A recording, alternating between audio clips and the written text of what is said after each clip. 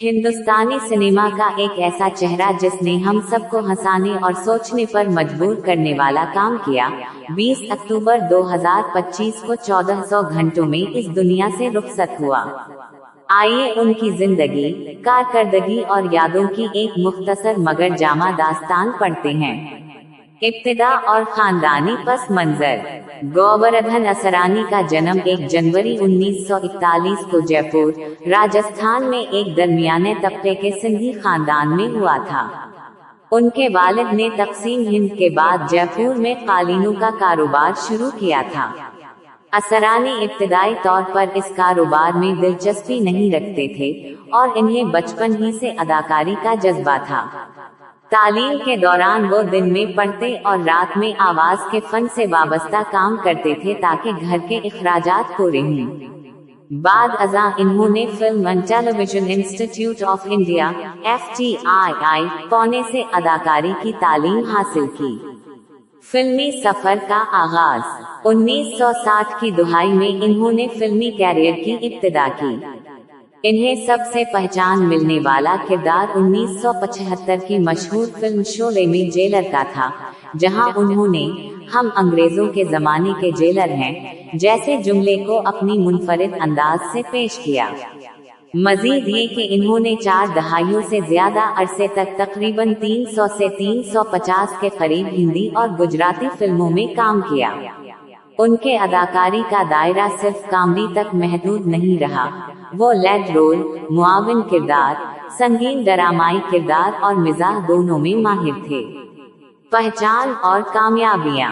असरानी को उनकी बेमिसाल मज़ाहिया टाइमिंग और किरदार निभाने की सलाहियत की वजह से सराहा गया। मिसाल के तौर पर फिल्म शवाले में जेलर का किरदार वायरल हुआ और उनका अंदाज फिल्म शवाले के मद्दाहों के दिलों में नक्श हो गया।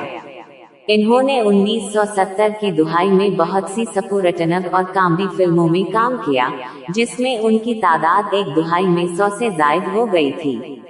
गुजराती फिल्मों में भी उनका किरदार अहम रहा और उन्होंने बाज़ फिल्में डायरेक्ट भी की।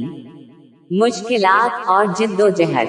हर कामयाबी के पीछे जिद्दोजहद होती है और असरानी की कहानी भी इससे मुस्तस्ना नहीं है। बचपन में उन्हें रियाजी में कमजोरी का सामना था और कारोबार का शौक न था।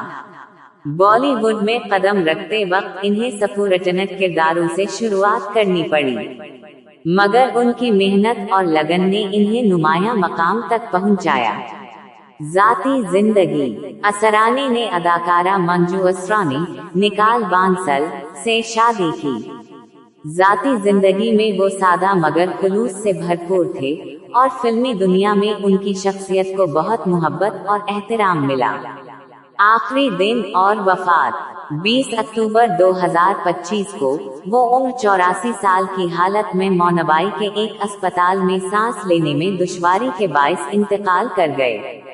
उनका आखिरी सफर खामोशी से हुआ और उनकी आखिरी रसूमात ज़ाती हैसियत से अंजाम पाएं। फिल्मी दुनिया ने उनकी मौत को एक बहुत बड़ा नुकसान करार दिया है, क्योंकि एक ऐसे एडिटर दोस्त, मज़ाहिया अदाकार और किरदार निगार इन्होंने अदायगी की जो कम मिलते हैं। वरासत और अहम पैगाम। गोवर्धन असरानी ने हमें सिखाया कि मिजाह सिर्फ हंसी नहीं, बल्कि उम्मीद और खुलूस का एक रास्ता भी है। उनके किरदार हमें ये याद दिलाते हैं कि हर मुआविन किरदार अहम हो सकता है और हर इंसान का अंदाज़े फिक्र मुनफरिद होता है। वो सिनेमा की इस दुनिया से ताल्लुक रखते थे जहां किरदार इतना मजबूत होते थे कि आज भी लोग उनके जुमले दोहराते हैं। यही उनकी हकीकी कामयाबी थी। इख्तितामिया। एक ऐसे दौर का हिस्सा बनना जिसमें सिनेमा ने अवाम को महसूस करने के साथ साथ सोचने पर मजबूर किया, गोवर्धन असरानी की जिंदगी का हिस्सा रहा। अब वो वहाँ है जहाँ हमें उनकी हंसी की गूंज नहीं सुनाई देगी, मगर उनका काम हमारे अंदर जिंदा रहेगा। आइए दुआ करें कि उनके लिए नूर भरा मकाम हो और हम उनकी याद को मोहब्बत और खुलूस के साथ याद रखें।